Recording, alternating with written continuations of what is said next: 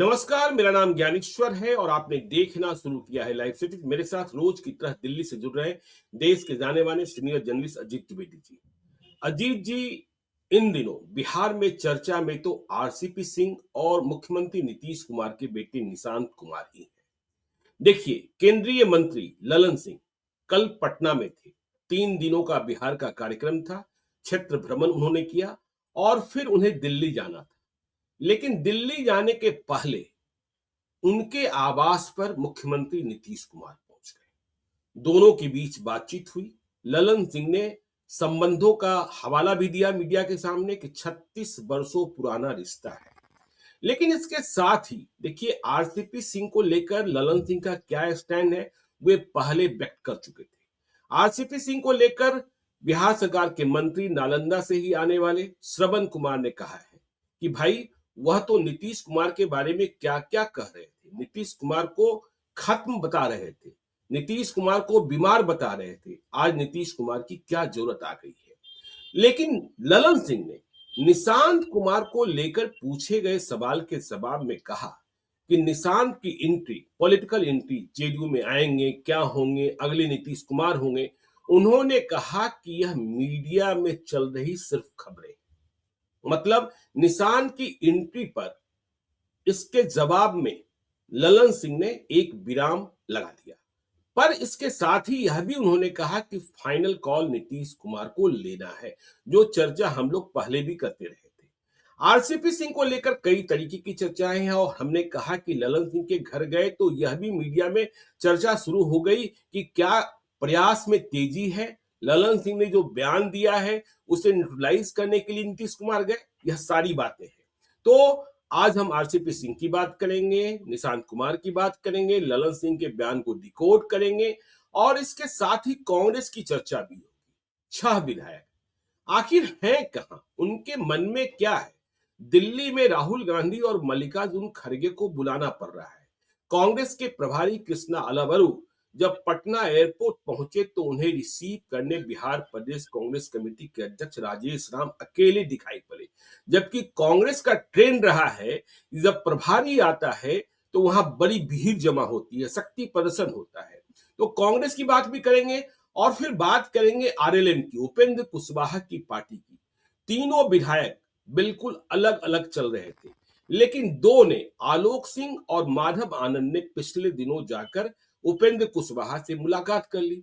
रामेश्वर महतो नहीं गए। तो क्या यह माना जाए कि आलोक सिंह और माधव आनंद जो नाराज चल रहे थे रामेश्वर महतो के साथ साथ, वे अपने राजनीतिक संरक्षक और पार्टी के सुप्रीमो उपेंद्र कुशवाहा के पास वापस आ गए हैं, उधर अकेले रह गए हैं रामेश्वर महतो। यह तमाम बातें हैं। तो शुरुआत करते हैं ललन सिंह के बयान, आरसीपी सिंह की चर्चा, निशांत कुमार की बात, क्या चल रहा है बिहार में और क्या समझा जा रहा है। पटना से लेकर दिल्ली तक प्रशांत किशोर को भी छोड़ नहीं सकते हैं, क्योंकि ललन सिंह ने ही सवाल का जवाब दिया था प्रशांत किशोर को लेकर कि प्रशांत किशोर हैं कौन। अजीत जी।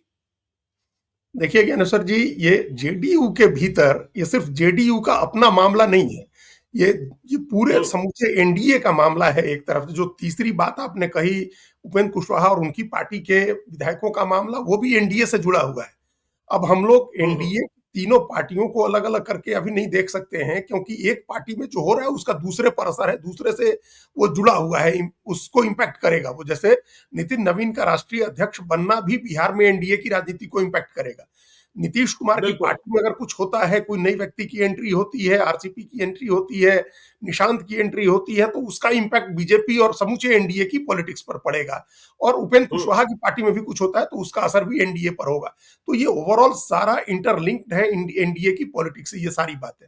अब ललन सिंह के आवास पर गए नीतीश कुमार, तो ये एक चर्चा थी कि आरसीपी के बारे में, क्या आरसीपी के बारे में, उनके बारे में बात हो रही है कि उनकी एंट्री होनी चाहिए कि नहीं होनी चाहिए है, और उनको लेकर के क्या रणनीति बने, निशांत को लेकर के क्या रणनीति बने, और प्रशांत किशोर को लेकर के क्या रणनीति बने। इन तमाम चीजों पर हो सकता है कि उनकी बात हुई हो।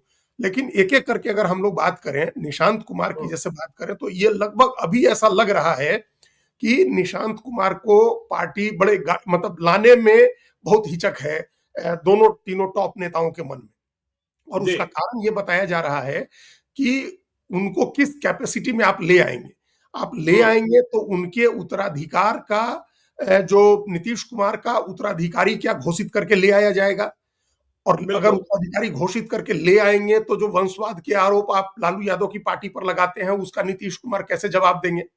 अभी हम्म तो नीतीश कुमार पब्लिक स्फीयर में है और वो बिल्कुल जहां जाएंगे वहां लोग पूछेंगे उनसे। मान लीजिए कि पता आजकल मीडिया से बातचीत नहीं होती है लेकिन ऐसे सवाल तो उठेंगे हर जगह कि भाई आप हम्म ले आए, आप तो कहते थे वंशवाद की राजनीति के आप विरोधी थे और लालू यादव को इसी आधार पर आप लोग घेरते थे। कहते थे हम्म नीतीश कुमार खुद ही कि जो किया अपने परिवार के लिए किया, जेल गए तो अपनी बिल्कुल पत्नी को बना दिया, तो इस ये कैसे कह पाएंगे। तो इस वजह हम्म से अब एक बात और इसमें है कि जैसे भारत रत्न वाली बात रिटायरमेंट से नहीं जुड़ी थी, लेकिन हम्म निशांत कुमार की एंट्री को रिटायरमेंट से जोड़ा जाएगा। ये भारतीय जी जनता पार्टी के दिमाग में कहीं ना कहीं है कि निशांत कुमार की एंट्री करा करके और नीतीश कुमार के एग्जिट का रास्ता बनाया जाए। और ये हम लोग बिल्कुल कई बार बात कर चुके हैं, जो कर्पूरी ठाकुर का मॉडल है, नीतीश कुमार के आदर्श हैं कर्पूरी ठाकुर। और वो एक समय आप हम लोग कई बार वो किस्सा दोहरा चुके हैं लेकिन आज फिर कहना चाहिए है कि एक समय था, एक चुनाव था, जिस चुनाव में उम्मीदवारों की लिस्ट बनी तो उसमें रामनाथ ठाकुर का भी नाम था।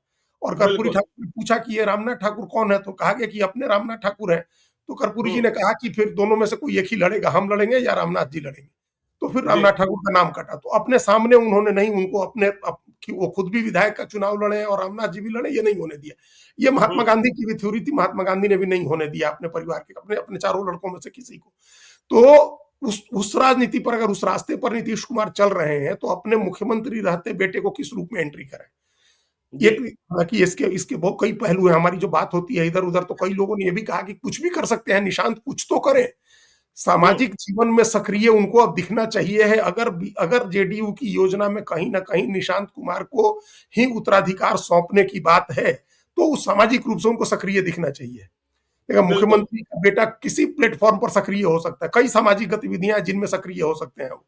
तो वो लेकिन हम्म वो सक्रिय होते नहीं है। ये जरूरी एक चीज है उनके लिए जो होनी चाहिए। भाई आज तेज प्रताप यादव क्या है, लेकिन तेज हम्म प्रताप यादव सक्रिय है, तो आज हारे जी हुए एमएलए हैं लेकिन किसी न किसी मंच पर वो सक्रिय है, उनकी सक्रियता दिखती है। तो हम्म उस तरह की सक्रियता दिखनी चाहिए। अगर नहीं दिखती है तो अचानक ले आएंगे या अचानक वैक्यूम क्रिएट होगा तो फिर आप उस जगह पर उनको नहीं रख पाएंगे। तो बिल्कुल जेडीयू ने जो विराम लगाया है अभी, ये अल्प विराम है, ये पूर्ण विराम अल्प नहीं है। विराम अल्प विराम हम्म है। अल्प विराम इसलिए है ताकि बीजेपी के तरफ से जो ये सोचा जा रहा है या माना जा रहा है कि जब जब नीतीश कुमार का बेटे की एंट्री हो जाएगी तो नीतीश कुमार की एग्जिट का रास्ता बन जाएगा, उसको बंद कर देना, उन अफवाहों को, उन चर्चाओं को बंद कर देना है। तो एक तो वो जी चर्चा उसमें बंद हो गई, ललन सिंह ने कह दी तो ये चर्चा बंद हो गई। जब चूंकि सबको पता है कि लाना होगा तो ललन सिंह सबसे आगे रहेंगे ले आने वालों में। हम्म अब दूसरी बात है आरसीपी के आने की। तो आरसीपी सिंह के आने का प्रयास हमको लग रहा है, एक दो जगह जो हमारी बात है उससे लग रहा है कि वो निजी उद्यम है उनका। हम्म वो निजी उद्यम है और इसलिए है क्योंकि उनको प्रशांत किशोर की पार्टी जनसुराज में भी निराशा हाथ लगी है। ये जी माना जा रहा था, जब वो जनसुराज में गए थे तो ये माना जा रहा था कि वो जनसुराज का जो अटैक है नीतीश कुमार की पार्टी के ऊपर, उसमें वो एक इंपॉर्टेंट रोल प्ले करेंगे। उनके हम्म पास नीतीश कुमार के लोग को लेकर के जो जानकारियां होंगी, पहले के शासन के कामकाज की जो जानकारी होगी, जेडीयू के ऑर्गेनाइजेशनल स्ट्रक्चर का जो उनके पास जानकारी है, उन्हीं उन्हीं का बनाया हुआ ऑर्गेनाइजेशनल जी स्ट्रक्चर है जेडीयू का। तो हम्म उसको तोड़ेंगे, वो उसको ब्रेक करेंगे, जनसुराज के पक्ष में उनका लाभ मिलेगा। वो हम्म नहीं हो सका। जब वो नहीं हुआ तो ये आप भी जानते हैं, जो प्रशांत किशोर का इनर सर्किल था उसमें जगह नहीं मिली आरसीपी सिंह को। हम्म फिर उन्होंने, उनकी बेटी चुनाव लड़ी तो उसमें क्या नतीजा आया वो सब हम लोगों ने देख लिया। तो अब उनको बीजेपी ने उनके साथ कैसा बर्ताव किया जब वो उनकी राज्यसभा समाप्त हो रही थी, तो वो भी सब हम लोगों ने देखा हुआ है। हम्म अपोजिशन में वो आरजेडी या कांग्रेस में जा नहीं सकते हैं, तो उनके पास जो देखा हुआ घर कौन सा है, तो जी उनके लिए देखा जेडीयू हुआ घर जेडीयू का है। हम्म उनको लग रहा है कि नीतीश कुमार का उत्तराधिकारी, हम लोगों की बात भी सब आदमी सुनते ही हैं, और जो बिल्कुल जेडीयू के नेता ने, जो बड़े नेता ने हमसे कहा था वो हम लोग कई बार कह चुके हैं, आपको भी पता है कि कुर्मी हम्म उत्तराधिकारी होगा। जी कुर्मी उत्तराधिकारी होगा, नालंदा का होगा। तो हम्म वो, उनको इसमें 1% की ही संभावना हो, सिल्वर लाइनिंग हो, वो दिख रही है कि अगर जेडीयू में चले गए तो वहां जगह बन सकती है, एक मुकाम बन सकता है हमारा। और जो राजनीति अभी है वो उसको कुछ बना सकते हैं और अपनी बेटी को भी स्टैब्लिश कर सकते हैं। तो इस हम्म बात को उन्होंने, एक बेटी उनकी बिहार काडर में अधिकारी है, तो उनका भी तो करियर किसी न किसी तरह से सरकार से जुड़ा हुआ है, बिहार की के बिल्कुल सरकार। बिल्कुल तो बिल्कुल ये बेटी और दामाद दोनों, और दोनों ही सेंटिंग प्लेटफॉर्म पर हैं अभी हाँ, तो उन दोनों का भी जुड़ा ही हुआ है इससे, सरकार से, तो ये जी। सब चीजें ठीक हो जाएंगी। हम्म मतलब अभी ऐसा नहीं है कि हम ये नहीं करेंगे कि किसी समस्या में वो फंस गए हैं, लेकिन हम्म। अच्छी हो जाएंगी चीजें अगर सरकार के साथ, सरकार के पक्ष में, सरकारी पार्टी के साथ वो जुड़ जाते हैं तो। अपनी निजी हम्म। राजनीति, उनकी बेटी की राजनीति, दूसरी बेटी का करियर, ये सब चीजें ठीक ट्रैक पर आ जाएंगी अगर वो फिर से आ जाते हैं जेडीयू में। तो उनका उपक्रम इंडिविजुअल है, वो अपनी तरफ से ये एफर्ट ले रहे हैं, अपने लोगों के जरिए, सब उनके जाने हुए लोग हैं, उनके जरिए वो कोशिश कर रहे हैं जेडीयू में शामिल होने की। हम्म। प्रशांत किशोर की बात जो उस दिन हम लोग के सामने आई थी, वो एक डिफरेंट प्लेटफॉर्म पर बात है और बड़े इनिशियल स्टेज में है, अभी उसमें उसमें टाइम लगेगा। प्रशांत किशोर जी। अपनी जो राजनीति कर रहे हैं उसको फिर से तेजी ले आई है, लेके आए हैं तेजी वो। हम्म। कांग्रेस पार्टी के साथ जो प्रशांत किशोर की बात हुई थी, वो भी बड़े इनिशियल स्टेज पर होकर के रुक गई, उसमें कोई बात आगे नहीं बढ़ी। वो माना जा रहा है कि प्रियंका गांधी वाड्रा के साथ जो उनके निजी संबंध है, अच्छी दोस्ती है, उसकी वजह से वो मिलने गए थे और उन लोगों ने कई बातों पर चर्चा की है। तो जी। ये उनका अभी बहुत इनिशियल स्टेज में है। हम लोग आगे जब चीजें बढ़ेंगी तो हम लोग उस पर बात करेंगे। आरसीपी हम्म। का निजी है और अभी उन पर बहुत ज्यादा रेसिस्टेंस है, उनको रोकना चाह रहे हैं पार्टी के तमाम लोग, नालंदा के भी नेता, परिवार के करीबी नेता, और जो पॉलिटिकल फेसेज हैं, चेहरे हैं जो जिनके, ललन सिंह जैसे लोग, उन लोगों लेकिन को कुछ लोग लाना भी चाह रहे हैं, कुछ लोग लाने का प्रयास भी कर रहे हैं और वो चाहते हैं कि किसी भी तरीके से वो आ जाए, क्योंकि जो इनर सर्किल है ना, उसमें भी शक्ति, अधिक शक्ति कम शक्ति का संघर्ष है। और यह संघर्ष दिखता भी है कि कौन किसके पक्ष में, कौन किसके गैंग में। इसकी चर्चाएं तो अब सरेआम है और ड्राइंग रूम से बाहर चर्चा निकल चुकी है कि कौन किसके साथ है, कौन किसके खिलाफ है, कौन कब नीतीश कुमार को बताता है और कौन कब नीतीश कुमार को समझा देता है। हाँ, ये बात है, ये तो, लेकिन वो जो अंतःपुर की कहानियां होती हैं, अंतःपुर की जी। कहानियां हम लोग जानते हैं, या जो राजमहल की दुर्विसंधियां कही जाती हैं, वो चल रहा है वहां।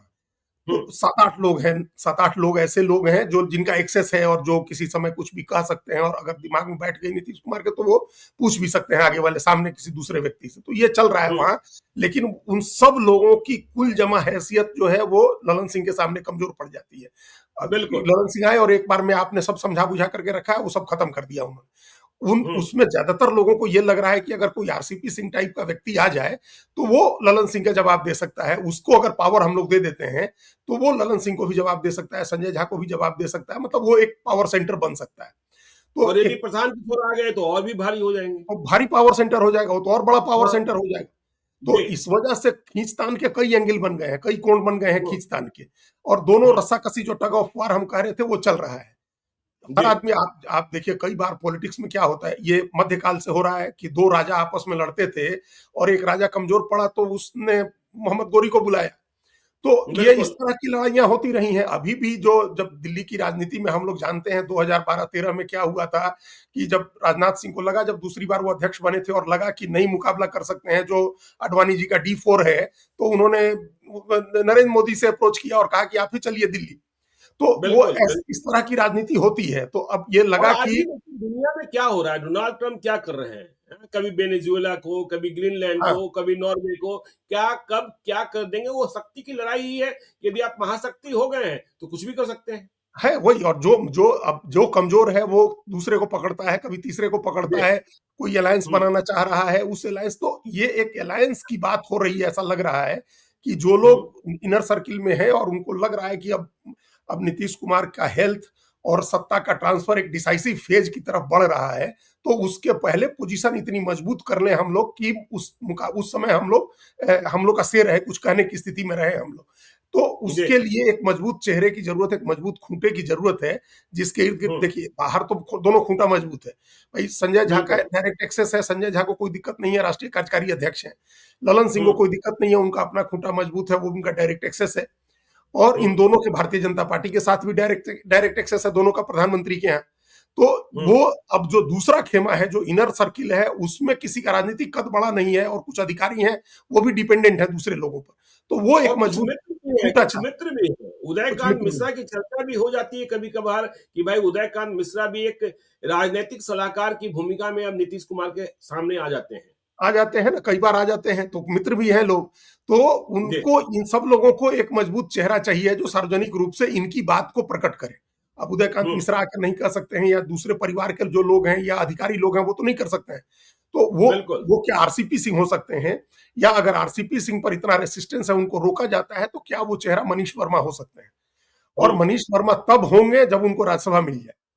हम्म। अगर राज्यसभा मिल जाए तो एक आप चर्चा और भी है, मनीष वर्मा को लेकर एक चर्चा और भी चल रही है पटना में कि मनीष वर्मा प्रदेश जनता दल यूनाइटेड के अध्यक्ष बनाए जा सकते हैं, और जब मंत्री परिषद का विस्तार हो तो उमेश कुशवाहा मंत्री बनाए जा सकते हैं। तो यदि मनीष वर्मा प्रदेश के अध्यक्ष भी बन गए तो फिर मानिए कि उन्हें एक ताकत मिल गई और संगठन को तैयार करने की जिम्मेदारी भी मिल गई। हाँ, फिर वही कह रहे हैं कि फिर एक बड़ी बात हो जाएगी, एक मजबूत खूंटा जो चाहिए है उस खेमे को, बिल्कुल। वो मिल हम्म। जाएगा। हम्म। तो नीतीश कुमार का भरोसा भी जाहिर हो जाएगा कि भाई इनके ऊपर भरोसा है।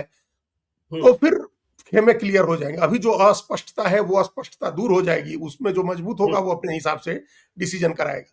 लेकिन ये एक बात तय है, जो हम लोग पहले भी कहते रहे कि अविश्वास बहुत हो गया है ज्ञानेश्वर जी, जेडीयू के भीतर भी और एनडीए के भीतर भी। भारतीय जनता जी। पार्टी और जेडीयू के भीतर का अविश्वास जो है वो कम नहीं हो रहा है, ऐसा नहीं होना चाहिए था।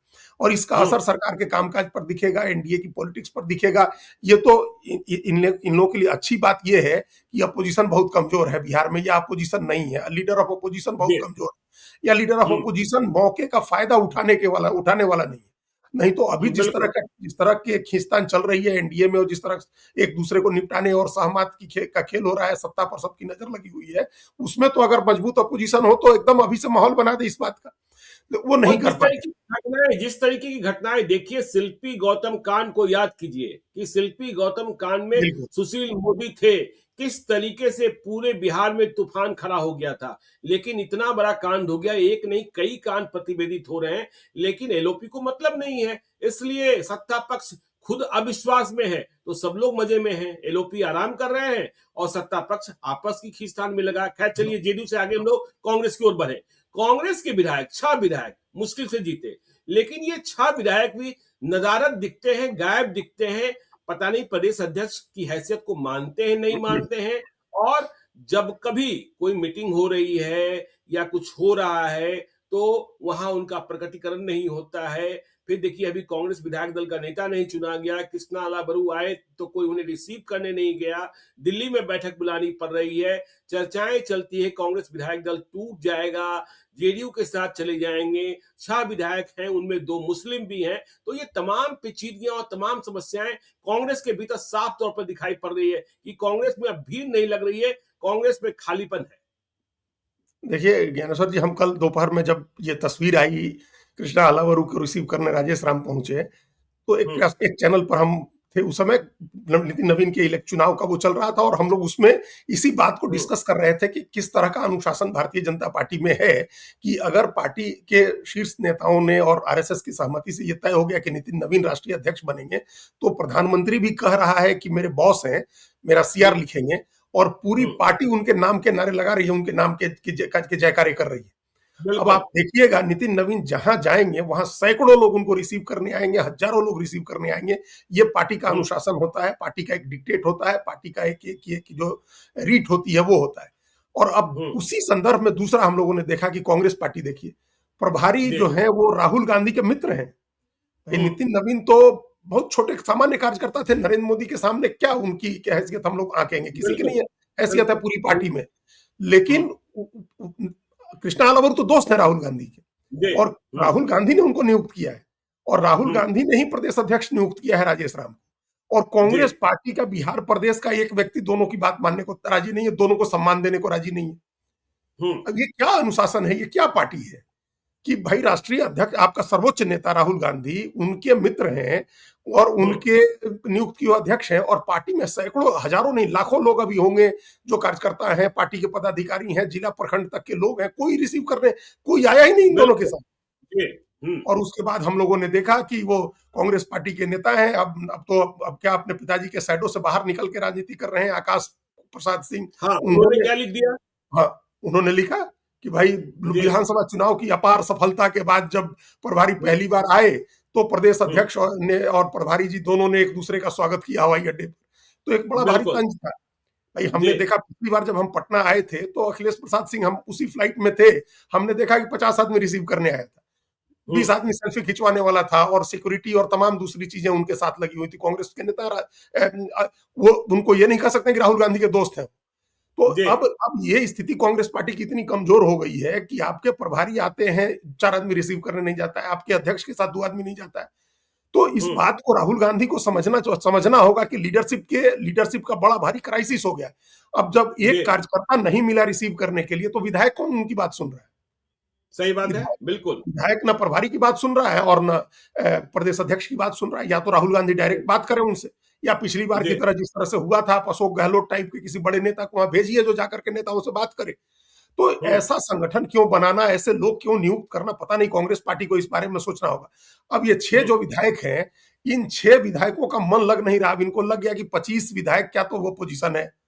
अब हम्म। 25 विधायक की अपोजिशन में हम लोग 6 आदमी रह के करें क्या? पूरे 5 साल संघर्ष करें, और 5 जी। साल के बाद भी संघर्ष समाप्त होने की संभावना दिख नहीं रही है। तो हम्म। वो लोग इधर उधर के रास्ते तलाश रहे हैं। मैंने एक विधायक से पूछा, मैंने पूछा कि देखिए तारीख क्या निकाल रहे हैं आप लोग, शुभ मुहूर्त निकला है क्या? उन्होंने कहा थोड़ा इंतजार कीजिए, अभी हम लोग की बेचैनी इसमें है कि राज्यसभा के चुनाव में कोई छठा उम्मीदवार आ हाँ, जाए। आ जाए, ठीक बात। छठा उम्मीदवार आ जाएगा तो चुनाव में जो खर्चे हुए हैं वो खर्चा निकल जाएगा, फिर फैसला करेंगे ना। हाँ, तो वही है, वो सब आदमी वो स्वतंत्र हो गया। अब सब आदमी, अब वहां जी। कोई पार्टी के उसमें नहीं है, पार्टी के अनुशासन में कोई डिसिप्लिन में अब है नहीं। और राज्यसभा चुनाव के समय तो कोई व्हिप लागू होता नहीं है, व्हिप जारी होता नहीं है, गुप्त मतदान होता है। तो हम्म। वो अपना डिसीजन करेंगे वो लोग। और ये तय मानना चाहिए हम लोगों को कि वो सत्ता पक्ष की तरफ जाएंगे वो लोग, चाहे अब जेडीयू में जाते हैं, भारतीय जनता पार्टी में जाते हैं, 2-3 लोग जेडीयू में जाते हैं, 2-3 लोग भाजपा में जाते हैं, कुछ इस तरह का होना है। अब वो, मतलब कांग्रेस पार्टी हाथ धो ले अपने 6 विधायकों से, ये हम्म। अभी की स्थिति है। अब जी। अगर चाहते हैं कि कांग्रेस वो 6 विधायक हमारे साथ रहें, आप उनको क्या उनके लिए फिर राहुल गांधी को आगे आना होगा। या तो राहुल गांधी उनसे बात करें, 6 लोगों को बुलाएं, उनके साथ हम्म। एक कोई ऐसा मतलब अखिलेश प्रसाद सिंह को तो अभी हटाया इन लोगों ने, चुनाव के पहले पता नहीं रहते तो कुछ अच्छा हो सकता था। कोई ऐसा हम्म। प्रदेश अध्यक्ष बनाए जिसका मजबूत खूंटा हो, जो लोगों को भरोसा दिला सके कि भाई रहो, हम साम हम हो दाम गए, हम दंड भेद सब जानता हो, साम दाम जानता हो, दंड भेद सब जानता हो। सब जी, जानता बिल्कुल। हो, सब जानता हो। जी। वो और वो विधायक भरोसा करे कि भाई हमारे ऊपर कोई बात आएगी तो ये इतना बड़ा आदमी है, ये संभाल लेगा। हम्म। तो उस तरह का कोई अध्यक्ष आपको एक बनाना चाहिए है। अभी तत्काल पहला काम इन लोगों को करना चाहिए है, आप उस तरह का एक मजबूत अध्यक्ष बनाइए, मजबूत प्रभारी भेजिए, राजनीतिक व्यक्ति, अराजनीतिक नहीं, राजनीतिक व्यक्ति जी। वहां प्रभारी भेजिए, प्रदेश अध्यक्ष बनाइए, प्रदेश कमेटी बनवा दीजिए। 7-8 साल से कमेटी नहीं बनी है, प्रदेश की कमेटी बनाइए, लोगों को एडजस्ट करिए, कोई पॉलिटिकल प्रोग्राम शुरू करिए, एक्टिविटी शुरू कराइए। अब ये मनरेगा का इतना बड़ा जी राम जी बिल आ गया, मनरेगा समाप्त हो गया और कोई लड़ाई नहीं है। बिहार जैसे स्टेट में जहां वोट इतना चोरी बड़ा, का एक मुकदमा नहीं दर्ज कराया, वोट चोरी का एक हाँ, मुकदमा नहीं, दर्ज एक नहीं कराया। मुकदमा नहीं हुआ। हाँ, और जी। इतना वोट चोरी पर आंदोलन किया राहुल गांधी, 15 दिन पैदल चले, एसआईआर पर इतना मामला हुआ। और आप देखिए यहाँ कैसी लड़ाई चल रही है, बंगाल में अभी तक मामला नहीं सुलझ रहा है, 4 बार इंटरवेन बिल्कुल। करना पड़ा सुप्रीम कोर्ट को। तो हम्म। ये सब चीजें, कोई पॉलिटिकल प्लान, आप क्यों मोह भंग हो रहा है कांग्रेस के लोगों का? इसलिए क्योंकि कोई पॉलिटिकल प्रोग्राम नहीं है। हम्म। कांग्रेस, भारतीय जनता पार्टी को आप देखिए कि कैलेंडर फुल है पूरे साल का, सब आदमी की ड्यूटी लगी हो पूरे साल, क्या क्या करना है किसको। जी। मनरेगा, ये जी राम जी बिल पर अपोजिशन का काम नहीं शुरू हुआ, लेकिन बीजेपी का काम चल रहा है कि लोगों को जागरूक करिए और जाकर के लोगों को समझाइए कि इस बिल में क्या क्या है। तो कोई पॉलिटिकल हम्म। प्रोग्राम नहीं है, कोई पॉलिटिकल व्यक्ति जो है वो पार्टी का कामकाज नहीं संभाल रहा है। तो कैसे आप जो नेता बिहार का, वो भी बिहार के विधायक जो जीते हैं, उनको कौन संभालेगा? तो आज के तारीख में कांग्रेस को तत्काल अपने संगठन पर काम शुरू कर देना चाहिए है, ये मान के कि अब 6 विधायक हमारे साथ नहीं है। हो सकता है कि हम्म। आप मजबूती से संगठन का काम शुरू करें तो वो 6 लोग लौट आए। हम्म। भाई तेजस्वी यादव इसमें क्यों नहीं कुछ एफर्ट कर रहे हैं आकर के? आखिर जिस तरह से, संगठन का रोल मॉडल देखिए अजीत जी, मैं पिछले दिनों बंगाल गया था और बंगाल में चुनाव होने हैं, बीजेपी इतनी ताकत के साथ लगी है, लेकिन ममता बनर्जी की ताकत, सड़कों पर आप ममता बनर्जी की खुली निंदा नहीं कर सकते हैं।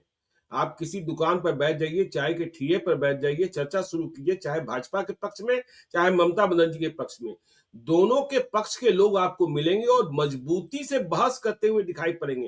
तो यह संगठन की ताकत है और उसके साथ जनता की ताकत है। यहाँ तो आप कुछ भी दिखाई नहीं पड़ता है, ठीक है, नहीं, वहां कुछ भी दिखाई नहीं काडर पड़ता है। काडर को स्ट्रांग किया है। और स्ट्रीट जी। फाइटर की जो ममता बनर्जी की इमेज है, आप देखिए, उनके चुनाव प्रबंधन कर रहे प्रतीक जैन के यहाँ ईडी का छापा पड़ा और हम्म। ममता बनर्जी स्वयं पहुंच गई वहां, और ईडी के अधिकारियों के हाथ से उन्होंने इलेक्ट्रॉनिक डिवाइस छीन लिए, दस्तावेज छीन लिए, सब लेकर के चली गई। ठीक है, और बाद में जो होगा देखा जाएगा। ले गई और उन्होंने हाँ इसको पॉलिटिकल रंग दे दिया, कहा कि हमारा बिल्कुल। डाटा और हमारी चुनावी रणनीति चुराने के लिए ये एजेंसीज का इस्तेमाल हो रहा था। और आप हम्म देखिए कोर्ट में क्या हुआ, कोर्ट में जा करके कहा ईडी ने कि भाई हमने कुछ भी जब्ती नहीं की है। तो कोर्ट ने हम्म कहा कि जब जब्ती ही नहीं हुई है तो कोई मुकदमा नहीं है। सुप्रीम कोर्ट ने बिल्कुल जरूर एक नोटिस दिया हुआ है, लेकिन इसका मैसेज ग्राउंड पर यह गया है कि ममता बनर्जी स्ट्रीट फाइटर है, ईडी को भी जवाब दे सकती है और कोर्ट में भी उसका कुछ नहीं होगा। तो हम्म कार्यकर्ताओं का जो मोराल बढ़ा है, वो एक लड़ाई में एक अलग ही एडवांटेज मिल गया।